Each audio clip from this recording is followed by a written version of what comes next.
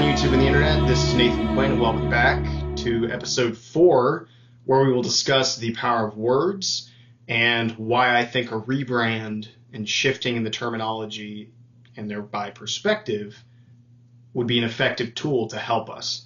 I'll preface this episode the same way I preface every other episode by saying, I'm not a medical professional, I'm not a medical provider, I'm just a dude with an experience sharing his story, trying to help people out.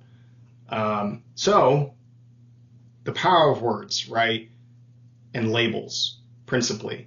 When I first considered getting help, I didn't want to be labeled or seen as or thought of as, unstable or defective, right? Some of the other common tropes that we've heard in the past, and even in media, there's something wrong with that person, he's off kilter, he's not right in the head, which implies he's wrong in the head, mentally unstable, mentally defective. In fact, here's a classic example from one of my favorite movies, Braveheart. Sure, didn't the Almighty send me to watch your back? I didn't like him anyway. He wasn't right in the head.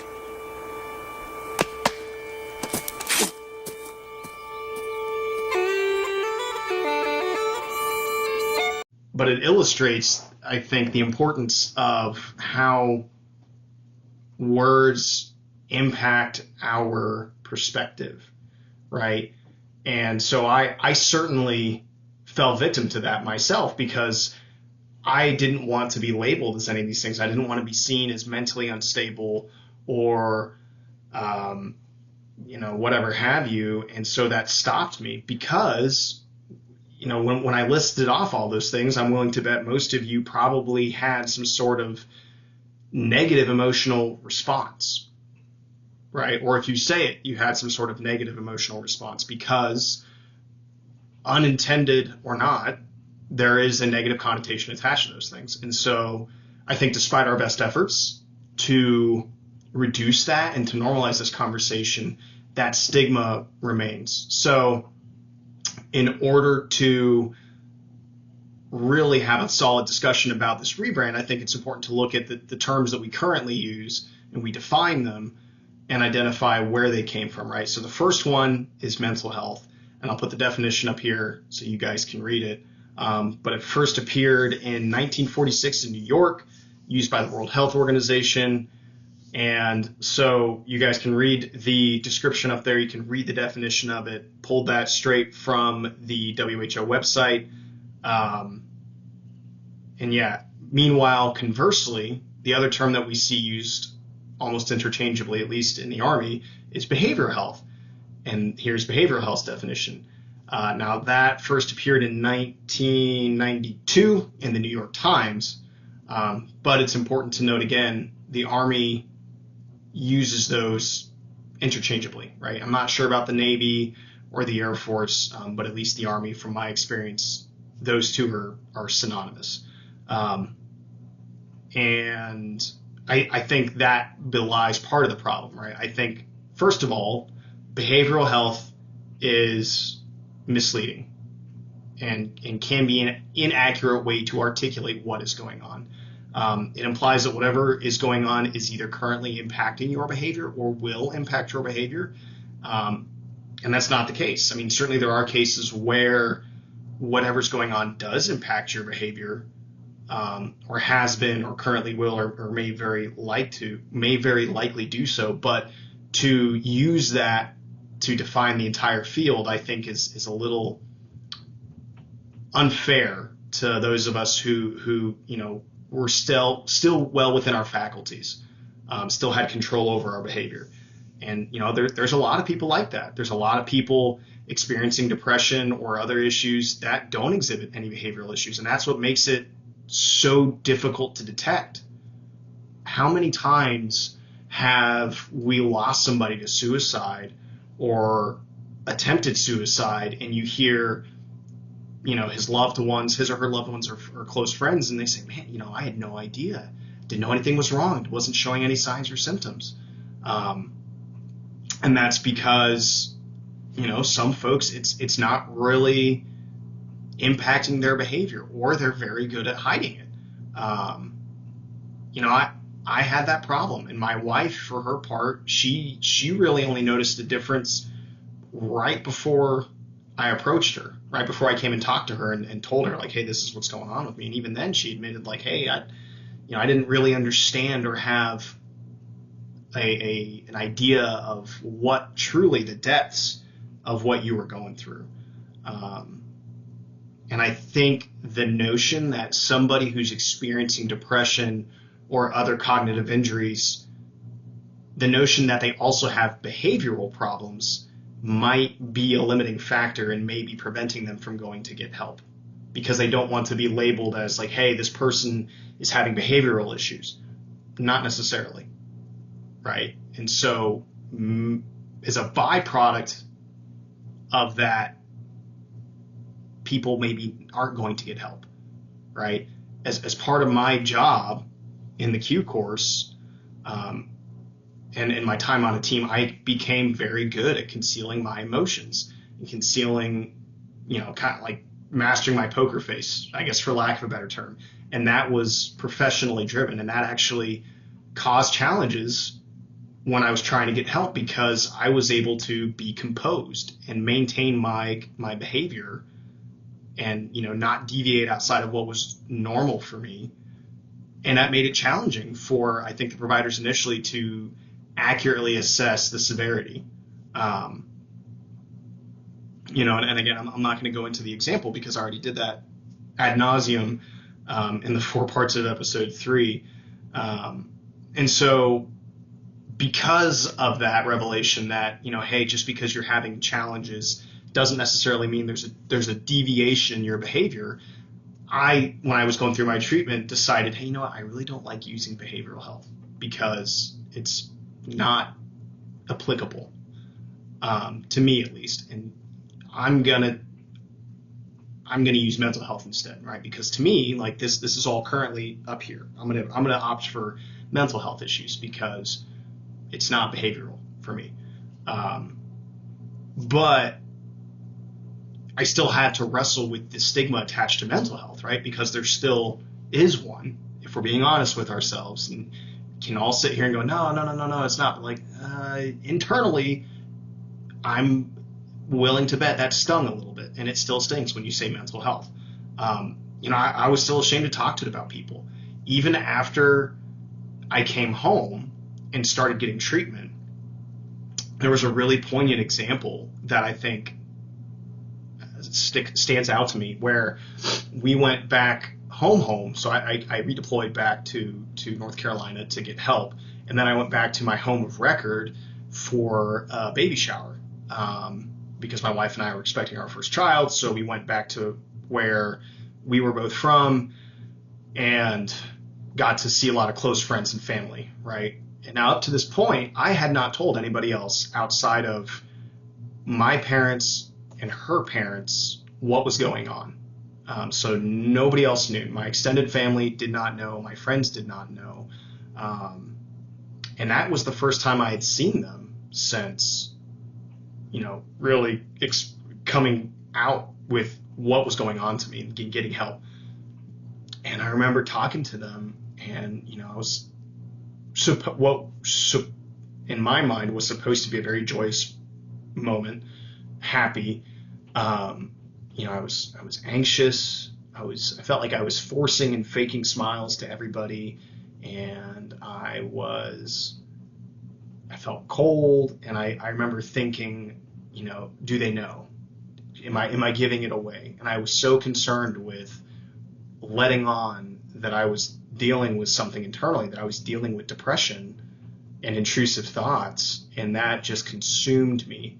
And like each interaction felt so hollow because I was so focused on trying to act normal. I might have overdone it, but I stand corrected. I think actually my closest friend knew. My closest friend, I told him what was going on, and I think that was the only person outside of my family who knew. But it was a very, for me, awkward and painful interaction. And then after the fact, I felt guilty because I felt like I was trying to hide something from my friends and from the rest of my family. Like, I can't let them know that I have depression, or that I've been diagnosed with depression, that I'm on medication and I'm getting therapy, and looking back, I'm like, why not? Why can't you let them know? Like, you wouldn't not tell them that you were wearing a cast because you broke something, or you were doing physical therapy because you tore something. Well, why not? And that's why I think there's merit in changing the perspective. And my wife even brought that up to me, that she I think she noticed that, hey, are you okay? Because this is like the first time you've talked to anybody really outside of our really tight circle about what's going on. Are you okay? And I was like, nah, I feel ashamed. I feel guilty. And when we got back home to North Carolina, that's when I decided, hey, you know what? I'm going to tell my close group of guy friends. I'm going to tell my dude squad. And I did. I pulled them all into a group chat, and I was like, hey guys, all the guys in that group are my closest group of friends, and they were all groomsmen, or they would have been if our wedding party had been bigger. And I told them what was going on, and they were like, hey, yeah, no, we got you. Like, thanks for telling us, whatever you need. And they offered to help Kelsey out with whatever she needed. But I think what prevented me from doing that, principally, and one of the biggest culprits really, was shame. And so let's zero in on shame, right? Yeah, there she is. That's the first person I thought of when I was reflecting on this, realizing that shame, I think, is one of the biggest culprits. But it's important to use humor, because I think humor really diffuses depression, anxiety, guilt, and shame. And I think that shame is probably one of, if not the single biggest obstacle preventing people from seeking help. I know it was for me.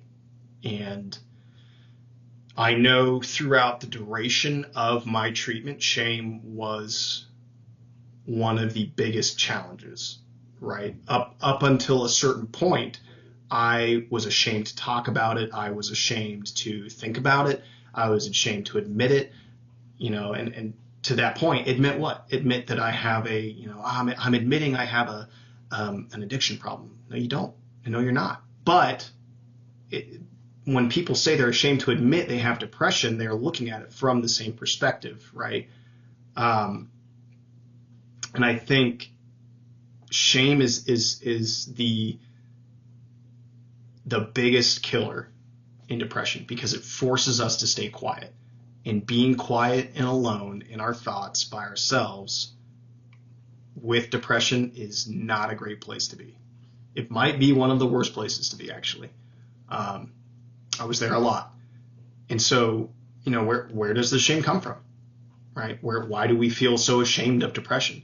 And I think that it's different for everybody. I think it comes from our internal dialogue, because shame is something that's felt, right? We don't actually have old girl following us around with the bell. It's something that's felt internally.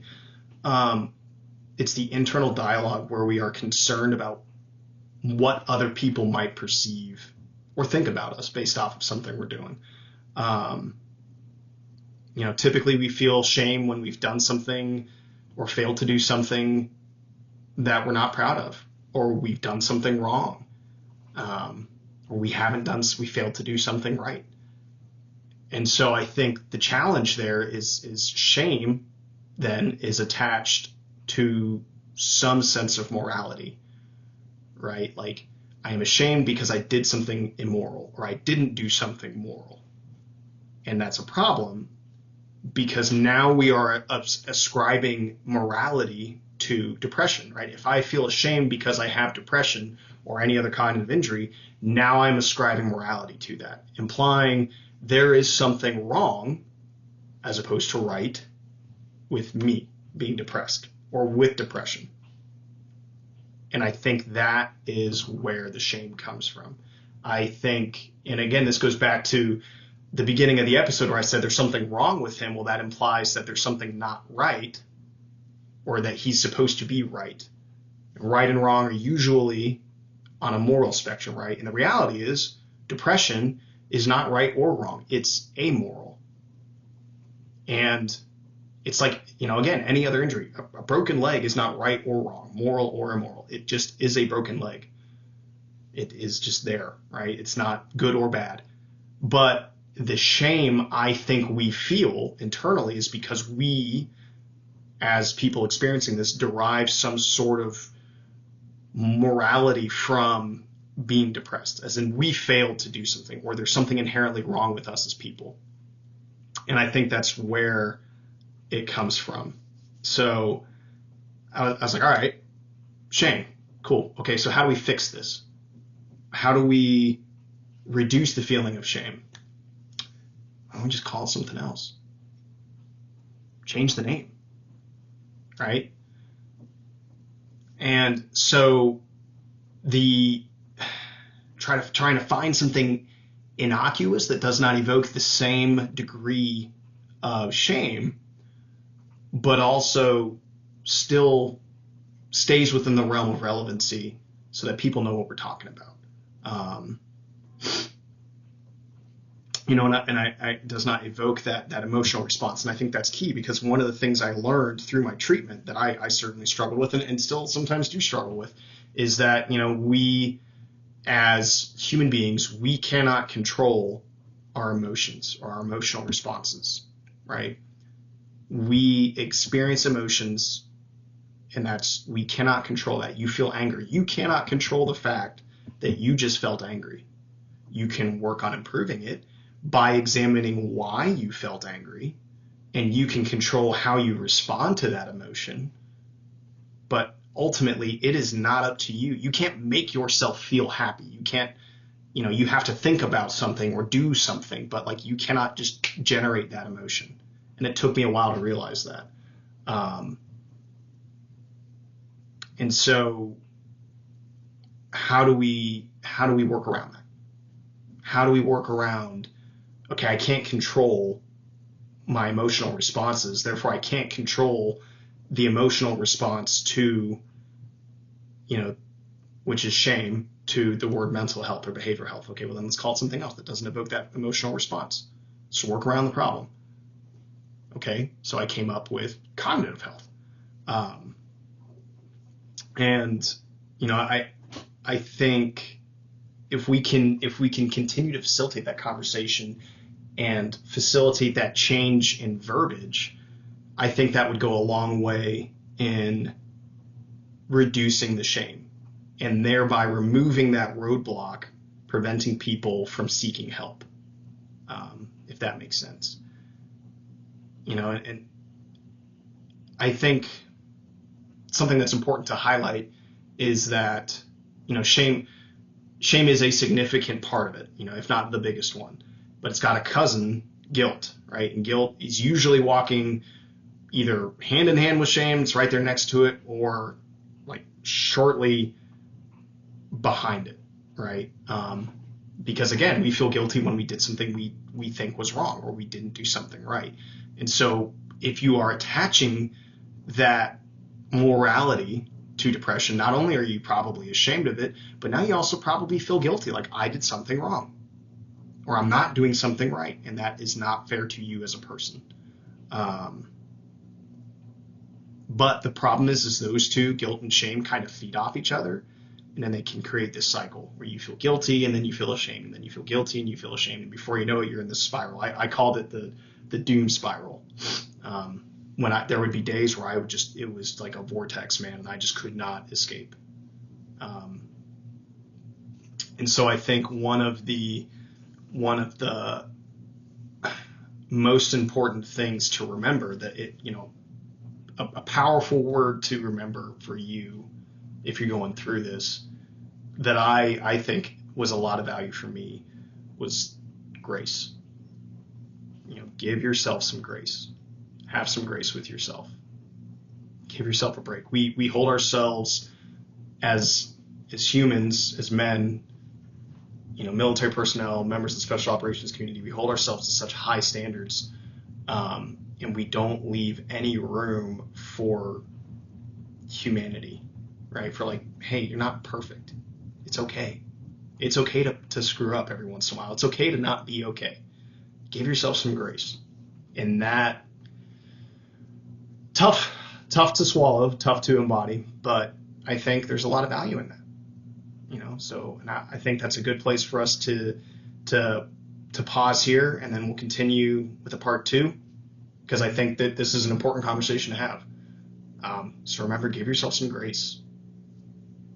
It's okay to not be okay. All right? Don't be ashamed. It's just another injury. That's all it is. So appreciate you guys tuning in for this one, and I hope to see you at the next one. Until that time, I'll see you.